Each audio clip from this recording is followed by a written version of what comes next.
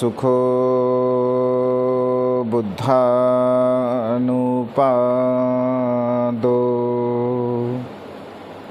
सुखा सद्धम्मदेशना सुखा संघससामग्गी समगानं तपो सुखो।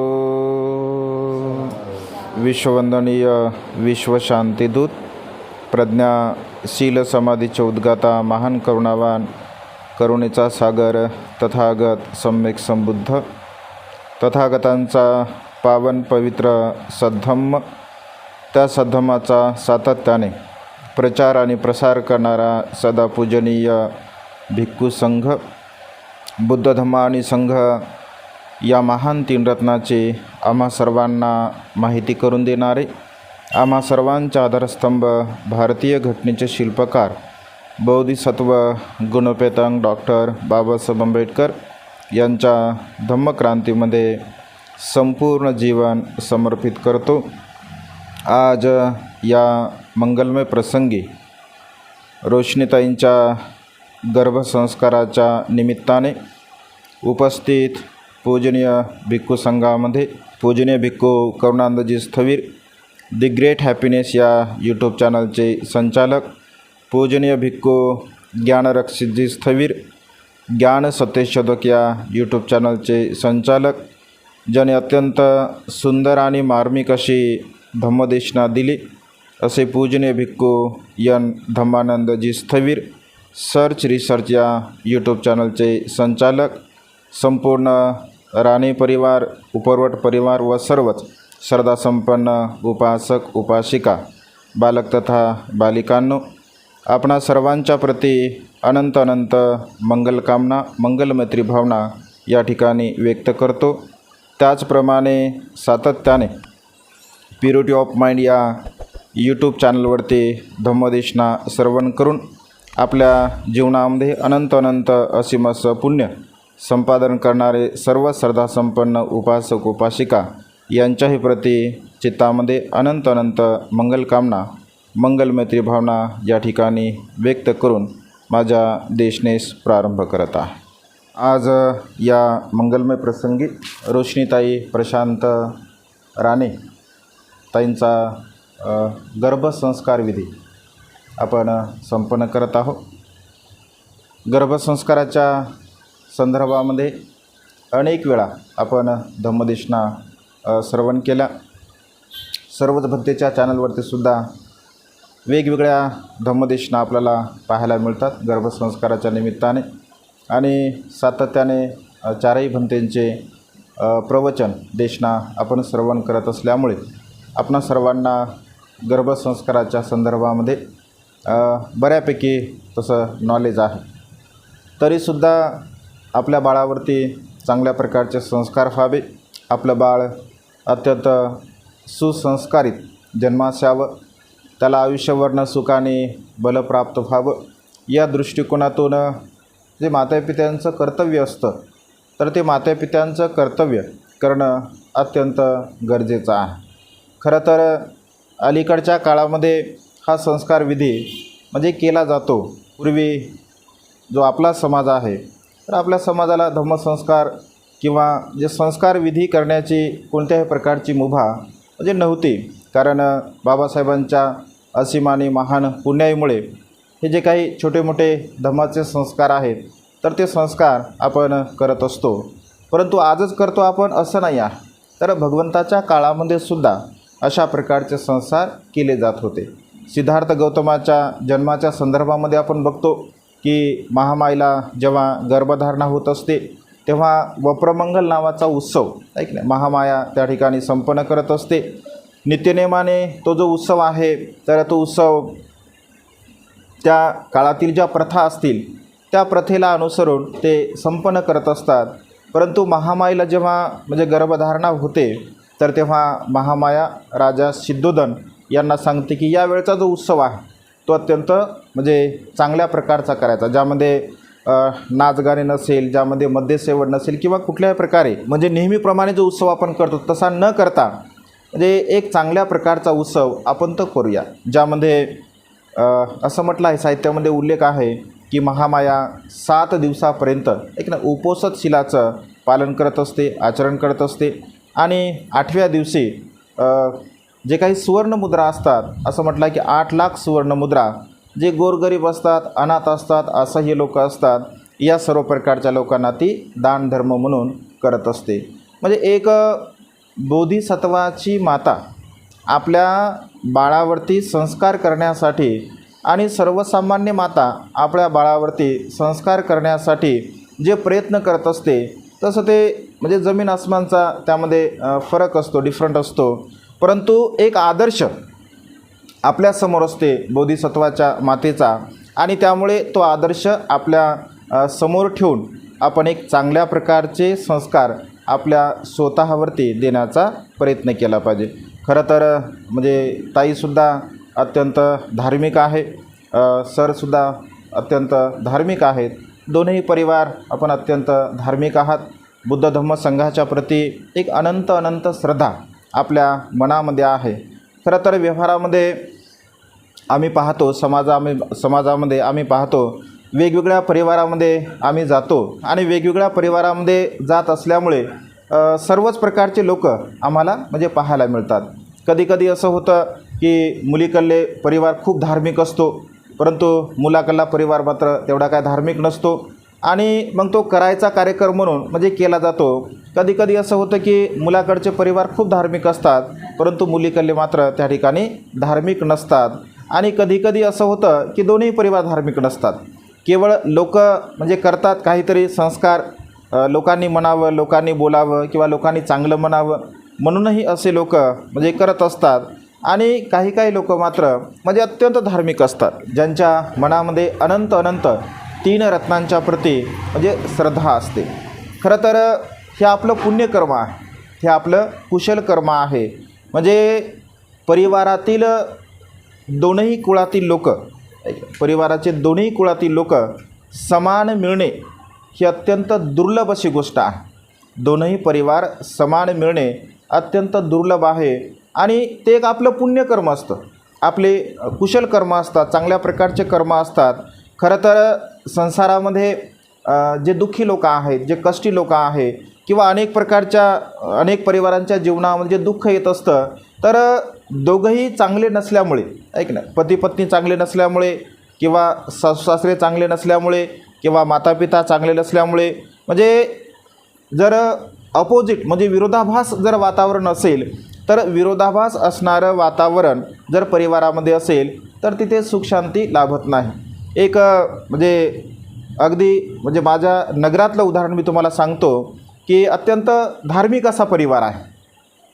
आमचे अत्यंत एक धार्मिक परिवार आहे, आणि धार्मिक परिवार म्हणजे नाव घेत नाही कारण ते चॅनलवर सगळीकडे लोक बघतात, त्याच्यामुळे ते थोडीशी भानगड होते. तर म्हणजे ते लहानपणापासून म्हणजे ती ताई अगदी लहान होती तेव्हापासून आमच्या म्हणजे समोर मोठी झाली, आणि आता तिचं लग्न झालं. लग्न झाल्यानंतर जिथे म्हणजे तिला दिल्या गेलं समजा ज्या घरी, तर ते ख्रिश्चन संस्कृतीला थोडेफार म्हणजे मानणारे आहेत. नगरपट्ट्यामध्ये ख्रिश्चन लोक म्हणजे आहेत. तर म्हणजे तिचं लग्न झाल्यानंतर तिने अशी इच्छा व्यक्त केली की म्हणते जी गर्भसंस्कार म्हणजे करायचा आहे, परंतु माझ्या घरच्यांची बिलकुल इच्छा नाही आहे म्हणजे गर्भसंस्कार करण्याची. आणि 3 महिने झाले, 4 महिने झाले, 9 महिने झाले, आता तिला 3 महिन्याचा मुलगासुद्धा आहे, म्हणजे तरीसुद्धा त्याने गर्भसंस्कार केला नाही.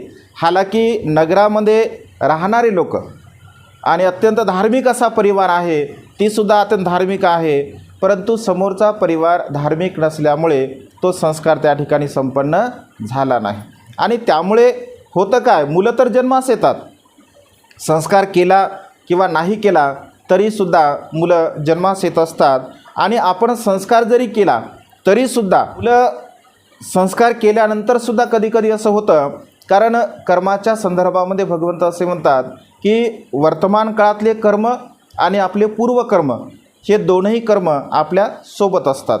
आपण कितीही चांगल्या प्रकारचे संस्कार जरी दिले असतील, पर त्याचे जर पूर्वकर्म जर चांगले नसतील तर मग त्यांच्या त्या पूर्वकर्मावरती त्या गोष्टी डिपेंड असतात. परंतु आपण आपल्या वतीने ठीक ना. आपलं जे कर्तव्य असतं, नैतिक कर्तव्य असतं, मातापित्यांचं कर्तव्य असतं, त्या कर्माला अनुसरून आपण ते संस्कार देण्याचा प्रयत्न केला पाहिजे. आणि त्यामुळे बाळ जेव्हा गर्भामध्ये असतं अगदी तेव्हापासूनच आपण खूप चांगल्या प्रकारचे संस्कार दिले पाहिजे. आणि आपलं कर्तव्य जर आपण पूर्ण केलं तर मग भविष्यामध्ये त्याच्या कर्मावरती डिपेंड आहे. कारण मातापित्यांच्या सहवासामध्ये जसं मातेच्या गर्भामध्ये 9 महिन्यापर्यंत बाळ असतं, 9 महिन्यापर्यंत माता खूप चांगल्या प्रकारचं संगोपन करू शकते.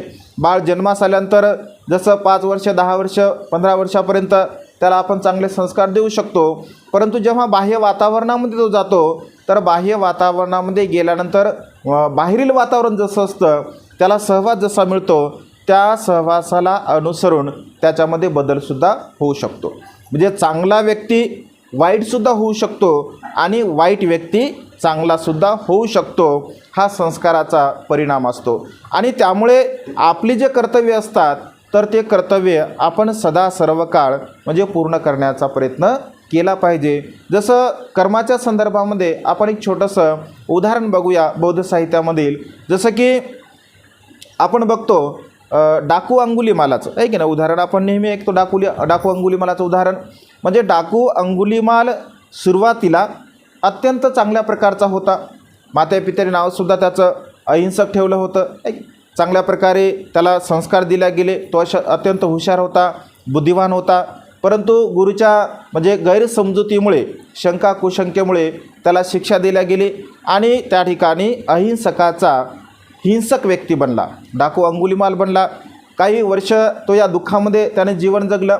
पुन्हा चांगल्या प्रकारच्या वातावरणामध्ये म्हणजे भगवंताच्या संपर्कामध्ये तो आला आणि भगवंताच्या संपर्कामध्ये आल्यानंतर 999 खून करणारा डाकू अंगुलीमाल हा अरहंत अंगुलीमाल बनला. एक अरहंत बनला, दुःखमुक्त बनला. सर्व प्रकारच्या तृष्णेला त्याने जिंकलं, नष्ट केलं तृष्णेला. आणि एवढंच नव्हे तर जसं भंतेजींनी मैत्री बल सांगितलं आहे ऐक नाही, तर संपूर्ण भिक्खू संघामध्ये भगवंत असे म्हणतात की भिक्षूंनो अंगुलीमाल हा मैत्री बलामध्ये संपूर्ण भिक्खू संघामध्ये अग्र आहे. बघा म्हणजे 999 खून करणारा व्यक्ती मैत्री बलामध्ये भगवंताने त्यांना अग्र केलं. किती महान आणि असीम असं पुण्य त्याचं असेल. कारण मनुष्याची हत्या करण्यासाठी, मनुष्याला मारण्यासाठी, मनुष्याला अपशब्द बोलण्यासाठी मनुष्याला थोडाफार क्रोध असावा लागतो. थोडाफार क्रोध असेल तर मनुष्य अपशब्द बोलतो. भांडण करण्यासाठी त्याच्यापेक्षा अधिक क्रोध असावा लागतो. कुणाला एक थापड मारण्यासाठी त्याच्यापेक्षा अधिक क्रोध असावा लागतो. परंतु शस्त्राने वार करण्यासाठी मनुष्यामध्ये किती प्रचंड क्रोध असावा लागेल. ऐक ना, शस्त्र मारणे साधी आणि सोपी गोष्ट नाही आहे. शस्त्र मारण्यासाठी प्रचंड स्वरूपामध्ये त्याच्या मनामध्ये क्रोध असावा लागतो. प्रचंड क्रोध जर त्याच्या मनामध्ये असेल तरच तो शस्त्राचा वार करू शकतो. आणि एक वेळ नव्हे, 2 वेळ नव्हे तर 999 लोकांना अंगुलीमालने मारलं, त्यांची हत्या केली. तरीसुद्धा त्याच्या पुण्यकर्माच्या बलाने तो मैत्रीमध्ये अग्र झालेला आहे. दुसऱ्या बाजूने जर दुसरं आपण उदाहरण बघितलं असेल तर अजातशत्रूचं आपण उदाहरण बघतो. अजातशत्रूचं उदाहरण म्हणजे अजातशत्रू हा राजकुळामध्ये जन्मास आला. ऐक राजा बिंबिसाराचा पुत्र म्हणजे राजकुळामध्ये जन्मास आला. राजकुळामध्ये जन्मास आल्यानंतर त्याला काय कमी होतं, म्हणजे ऑलरेडी राज्य होतं. वडिलांच्या म्हणजे इच्छेच्या विरुद्ध जरी त्याने समजा राज्य केलं असेल परंतु राजा बनला, त्याचा राज्याभिषेक झाला. आणि राज्याभिषेक झाला तरीसुद्धा त्याचे जे पूर्वसंस्कार होते त्या पूर्वसंस्काराच्या द्वारा त्याने पित्याची हत्या केली. आणि पित्याची हत्या केल्यानंतर म्हणजे राजकुळामध्ये जन्मास आला, श्रेष्ठ कुळामध्ये जन्मास आला, राजा बनला, तरीसुद्धा धम्माचा तो कोणत्याही प्रकारचा लाभ करू शकला नाही. भगवंत त्याला श्राम्य फलाचा उपदेश दिला. कारण तो अत्यंत बेचैन असतो, दुःखी असतो, म्हणजे कष्टी असतो. भगवंताने उपदेश दिला, अगदी थोडीफार शांतता त्याच्या मनाला लाभली, परंतु कोणत्याही प्रकारे धम्माला तो प्राप्त करू शकला नाही. म्हणजे सर्व प्रकारच्या सुखसुविधा आहे, सर्व प्रकारचं धन आहे, दान पुण्य करू शकतो, सगळ्या काही गोष्टी करू शकतो. परंतु अकुशल कर्म केल्यामुळे, पाप कर्म केल्यामुळे एकीकडे 999 खून करणारा व्यक्ती म्हणजे अरहंत पदाला प्राप्त होतो, परंतु एकीकडे एका व्यक्तीची पित्याची हत्या, ज्याला गुरुकर्म भगवंतांनी असं म्हटलं आहे, तर पित्याची हत्या करणारा व्यक्ती मात्र धम्मामधील कोणत्याही प्रकारच्या तत्वाला तो प्राप्त करू शकत नाही. म्हणजे जी 4 फळं भगवंताने सांगितले, श्रोतापन्न, सकृदागामी, अनागामी आणि अरहंत, या 4 मार्गापैकी कोणत्याही मार्गाला तो मनुष्य प्राप्त करू शकत नाही. म्हणजे राजकुळामध्ये जन्मास येऊनसुद्धा वर्तमान काळामध्ये एवढं अकुशल कर्म होतं, एवढं वाईट कर्म होतं का तो कुठल्याही प्रकारच्या त्या श्रोतापन्न अवस्थेलासुद्धा प्राप्त होऊ शकला नाही. म्हणजे कर्म हे बदलत असतात, ऐक ना. पूर्वकर्म असतात, वर्तमान काळातले कर्म असतात, कधी चांगले कर्म, कधी वाईट कर्म. या संसारामध्ये कर्माचा जो थर असतो तो सतत चालू असतो कंटिन्यूपणे, कारण मनुष्याचं जीवन हे परिवर्तनशील आहे, हे बदलणारं आहे. सतत मनुष्याच्या मनाची मानसिकता ही बदलत असते, सारखी नसते. आणि सारखी नसल्यामुळे मनुष्य कधी दुःखामध्ये, कधी सुखामध्ये, कधी यश, कधी अपयश मनुष्य जीवनामध्ये प्राप्त होते. परंतु याही अवस्थेमध्ये आपल्याला समता भाव आपल्या चित्तामध्ये जर ठेवता आला तर निश्चितपणे आपण सुखाच्या मार्गाने मार्गक्रमण करू शकतो. आणि त्यामुळे आपल्या गर्भामध्ये असणारं जे बाळ आहे, तर गर्भामध्ये असणाऱ्या बाळावरती आपण खूप चांगल्या प्रकारचे संस्कार दिले पाहिजे. कारण आणि संस्कार देणे केवळ आईचंच कर्तव्य नाही आहे.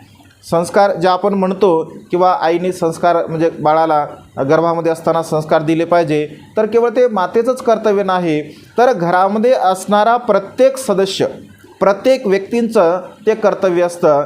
कारण म्हणजे घरातील जे वातावरण आहे ते वातावरण जर सुटेबल असेल, चांगल्या प्रकारचं असेल, योग्य असेल, तर तशा प्रकारे त्या बाळावरती वातावरणाचा सुद्धा परिणाम होत असतो. त्यामुळे घरातील मंडळींनीसुद्धा खूप चांगल्या प्रकारे त्या संस्काराला जोपासण्याचा प्रयत्न केला पाहिजे. तसं आता आपण दोनही परिवार अत्यंत धार्मिक असल्याकारणाने तो काही प्रश्नच नाही आहे. म्हणजे आईकडलेसुद्धा अत्यंत धार्मिक परिवार आहे आणि पतीकडलेसुद्धा अत्यंत धार्मिक परिवार आहे.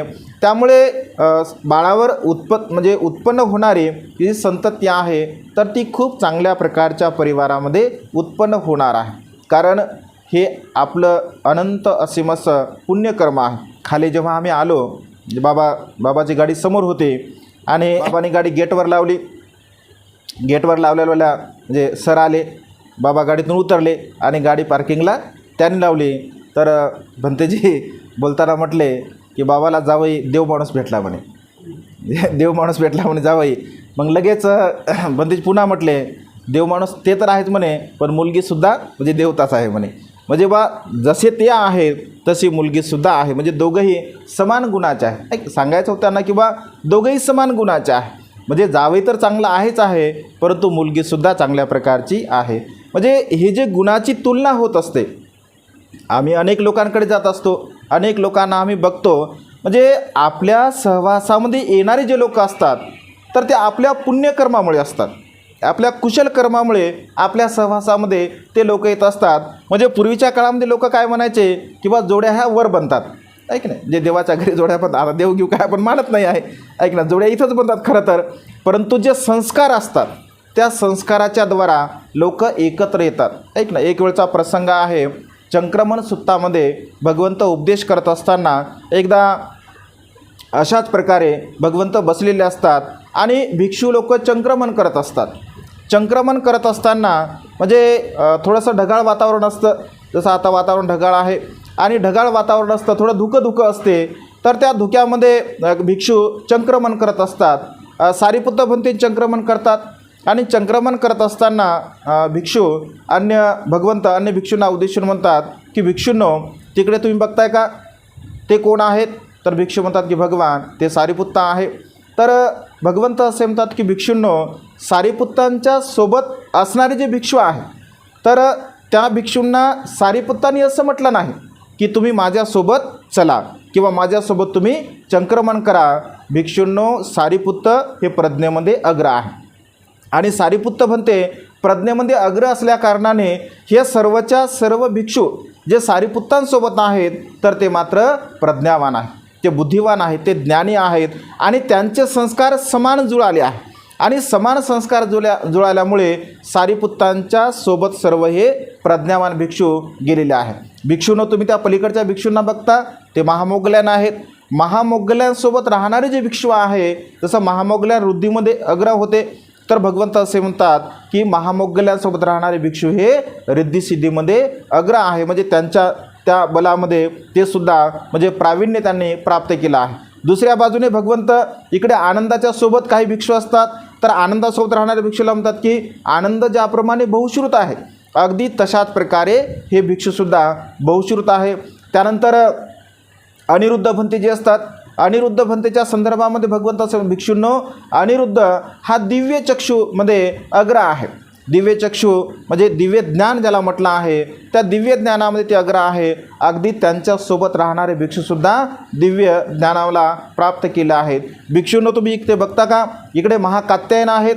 महाकात्यायन जे भिक्षू आहेत तर ते सुद्धा उपदेश देण्यामध्ये अत्यंत त्यांनी प्रावीण्य प्राप्त केलं आहे. अशा वेगवेगळ्या भिक्षूंच्या गुणांचं वर्णन त्या ठिकाणी भगवंत करतात.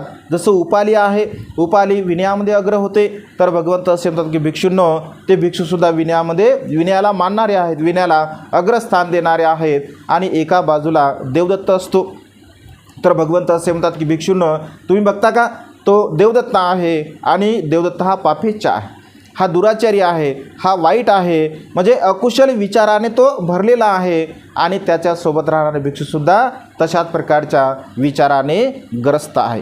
हे असं का होतं, तर मनुष्याचे जे संस्कार जुळत असतात, तर त्या संस्काराला अनुसरून मनुष्य त्याच्यासोबत सहवास करत असतो. कारण हे संस्कार अनंत जन्माचे आपल्यासोबत असतात. जसं यशोधरेच्या बाबतीमध्ये म्हटलं आहे, यशोधरेच्या पूर्वकर्माच्या संदर्भामध्ये सांगितलं की यशोधरा सिद्धार्थ गौतमाची याच जन्मामध्ये पत्नी होती असं नाही आहे, तर म्हणजे अनेक जन्मामध्ये यशोधरा ही सिद्धार्थ गौतमाची पत्नी होती आणि तिने तशा प्रकारचे कर्म केले होते की मला म्हणजे जसं की आता व्यवहारामध्ये म्हणतात लोक ऐक ना, झाडाला फेऱ्या मारून किंवा 7 जन्मापर्यंत हा पत्नी म्हणजे पती ऐक ना लाभू दे असं म्हणतात मला काय माहीत नाही आपल्याला म्हणतात की नाही ते, पण 7 जन्मापर्यंत म्हणतात असं. परंतु कर्मरूपाने ऐक नाही, कर्मरूपाने जर विचार केला असेल तर आपण जर संकल्प तसा केला असेल ऐक ना, संकल्प जर आपण केला आणि साहजिक आहे एखादा मनुष्य जर सद्गुण असेल, एखादी स्त्री जर सद्गुणी असेल, तर आपल्या म्हणजे हृदयातून अंतःकरणातून तसा भाव येतो की माझी पत्नी अत्यंत सिलवान आहे, माझी पत्नी अत्यंत गुणवान आहे, चांगल्या प्रकारची आहे आणि अशी पत्नी मला म्हणजे प्रत्येक जन्मामध्ये प्राप्त हो असं आपण म्हणू शकतो. किंवा जर पती चांगला असेल तर आपल्या हृदयातून सहज तो भाव उत्पन्न होतो की माझा पती खूप सिलवान आहे, गुणवान आहे, सदाचारी आहे, नीतिवान आहे, मला अनेक जन्मामध्ये अशाच प्रकारचा पती लाभो. अशा प्रकारची भावना, जसं आमचे हिंगोलीचे एक धांडे आई आहे, सगळेच ओळखतात भंतेजी, त्यांच्याकडे नेहमी जातात स्वामी, म्हणजे त्यांचा मुलगाच भंतेजी आहे, अगदी म्हणजे आईसारख्या त्या सर्व भिक्षूंचा सांभाळ करतात. तर त्या बोलताना नेहमी म्हणतात की भंतेजी माझा जेव्हा जन्म होईल तेव्हा हे जे बाबा आहेत ना हेच पती बनून मला लाभले पाहिजे, म्हणजे दुसरं मला कोणीच पाहिजे नाही म्हणतात. म्हणजे असं का म्हणतात ते असं, कारण धार्मिक काम करत असताना ते बाबा त्या आईला बिलकुल विरोध करत नाही. म्हणजे त्या आई कधीही कुठेही किती दूर कार्यक्रमाला असू द्या, दिवसभर त्या कार्यक्रमामध्ये जर राहिले असतील तरीसुद्धा बाबा एका शब्दानं सुद्धा त्यांना म्हणत नाहीत की तू एवढा वेळ का केला आहे. म्हणजे अगदी धार्मिक कार्यामध्ये त्यांच्या ते सोबत असतात आणि तो भाव त्यांच्या हृदयातून आहे की असाच पती मला वारंवार लाभावा. अशा प्रकारचे ते आम्हाला बोलून दाखवलं, ते अनेक वेळा त्यांनी बोलून दाखवलं की हाच पती मला म्हणजे प्राप्त झाला पाहिजे. म्हणजे असं का होतं, तर आपल्यामध्ये असणारे जे सद्गुण असतात कोणाला नको वाटतं ऐक ना. म्हणजे चांगला व्यक्ती, चांगला सहवास प्राप्त होणे, 4 प्रकारच्या जोड्या भगवंतांनी सांगितल्या आहे बौद्ध साहित्यामध्ये ऐक नाही. एक चांगल्या प्रकारचा पती असतो तर त्या ठिकाणी पत्नी चांगली नसते, कधीकधी पत्नी चांगली असते तर पती चांगला नसतो, कधीकधी दोघंही चांगले नसतात, ना पती चांगली असते ना पत्नी चांगली असते, परंतु कधीकधी मात्र पतीही चांगला असतो आणि पत्नीसुद्धा चांगली असते. त्याला भगवंतांनी देवता असं म्हटलं आहे. म्हणजे देवता एका देवतेसोबत सहवास करतो असं म्हटलं आहे. नकुल मातेचं उदाहरण, नकुल पित्याचं उदाहरण बौद्ध साहित्यामध्ये आहे. की दोघंही पती पत्नी अत्यंत शीलवान होते, अत्यंत सदाचारी होते, अत्यंत गुणवान होते आणि दोघंही समान गुणाचे मिळणं अत्यंत कठीण गोष्ट आहे, अत्यंत दुर्लभ आहे. वर्तमान काळामध्ये तर हे मिळणं अत्यंत कठीण आहे. म्हणजे शीलवान पती मिळणे अत्यंत कठीण गोष्ट आहे आणि शीलवान पत्नीसुद्धा मिळणे अत्यंत कठीण गोष्ट आहे.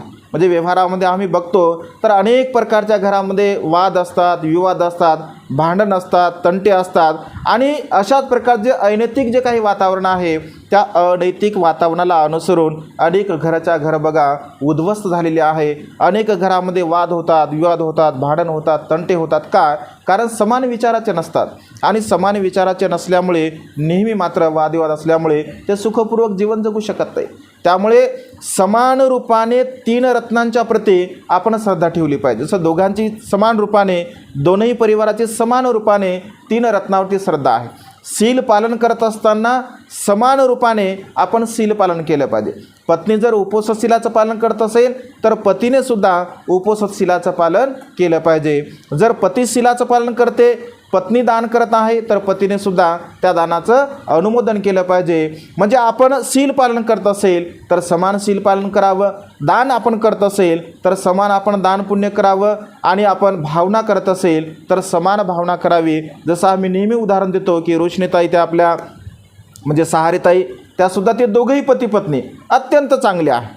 म्हणजे नावामध्ये कॉम्बिनेशन आहे, अगदी सद्गुणामध्ये सुद्धा ते कॉम्बिनेशन आम्हाला दिसते. तेही पती पत्नी अत्यंत शीलवान आहे. सरसुद्धा अत्यंत स्वभावाने चांगले आहेत, अत्यंत चांगल्या प्रकारचा व्यवहार आहे. म्हणजे चांगल्या लोकांची नेहमी म्हणजे स्तुती होत असते. गारवोचं निवातोचं भगवंतानी म्हटलं आहे. गौरव करणाऱ्या लोकांचा सदा सर्व का गौरव केला पाहिजे. आपण त्या गौरवास पात्र बनण्यासाठी आपलं तशा प्रकारचं आचरण असलं पाहिजे आणि तशा प्रकारचं जर आपलं आचरण असेल तर नक्कीचपणे आपलं हे जे मानवी जीवन आहे या मानवी जीवनाला आपण सुखाच्या मार्गाकडे घेऊन जाऊ शकतो. आणि म्हणून आज या मंगलमय प्रसंगी वेळेच्या अभावी रोशनीताईंनी आपल्या बाळामध्ये असणारा, आपल्या गर्भामध्ये असणारं जे बाळ आहे त्या बाळाला खूप चांगल्या प्रकारचे संस्कार द्यावे. अत्यंत जे आपल्यामध्ये सद्गुण आहेत ते सर्व सद्गुण आपल्या बाळालासुद्धा प्राप्त व्हावे. सरांनीसुद्धा आणि संपूर्ण परिवारानेसुद्धा अशा प्रकारे ताईच्या प्रती, गर्भामध्ये असणाऱ्या बाळांच्या प्रती अनंत अनंत मंगल मैत्रीची भावना आपण केली पाहिजे. सदा सर्व काळ तीन रत्नांचं आपण शरण ग्रहण केलं पाहिजे. सकाळी उठल्यानंतर किमान आपण पंचशील म्हणजे ग्रहण केलंच पाहिजे. त्यानंतर वेळ असेल तर बुद्धवंदना, धम्मवंदना, संघवंदना आपण केली पाहिजे. एखादं सुत्त आपण म्हटलं पाहिजे. बुद्ध आणि त्यांचा धम्म या ग्रंथाचं एखादं पेज आपण दररोज वाचलं पाहिजे. मराठीमध्ये सुद्धा वाचलं पाहिजे, हिंदीमध्ये सुद्धा वाचलं पाहिजे, इंग्लिशमध्ये सुद्धा वाचलं पाहिजे. म्हणजे आपण जे संस्कार आपण आपल्या बाळावरती देण्याचा प्रयत्न करतो तर ते संस्कार बाळाला तशा प्रकारचे होत असतात. आणि म्हणून निश्चितपणे रोशनीताईच्या गर्भामध्ये असणारं जे बाळ आहे त्या बाळाला आयुष्यवर्ण सुख आणि बल प्राप्त हो. रोशनीताईलासुद्धा, सरांनासुद्धा व तुम्हा सर्वांनासुद्धा तुमच्या जीवनामध्ये आयुष्यवर्ण सुख आणि बल प्राप्त हो. तुम्हा सर्वांच्या इच्छित आणि पार्चित मनोकामना ढगातून मुक्त झालेला शीतल चंद्रमाप्रमाणे पूर्णत्वात जाओ अशा प्रकारची मंगलमय आणि उदात्त कामना या ठिकाणी व्यक्त करून वेळेच्या अभावी ही छोटीशी धम्मदेशना संपन्न करतो. सर्वांचं मंगल हो, सर्वांचं कल्याण हो, सर्वांना दीर्घायुष्य लाभ.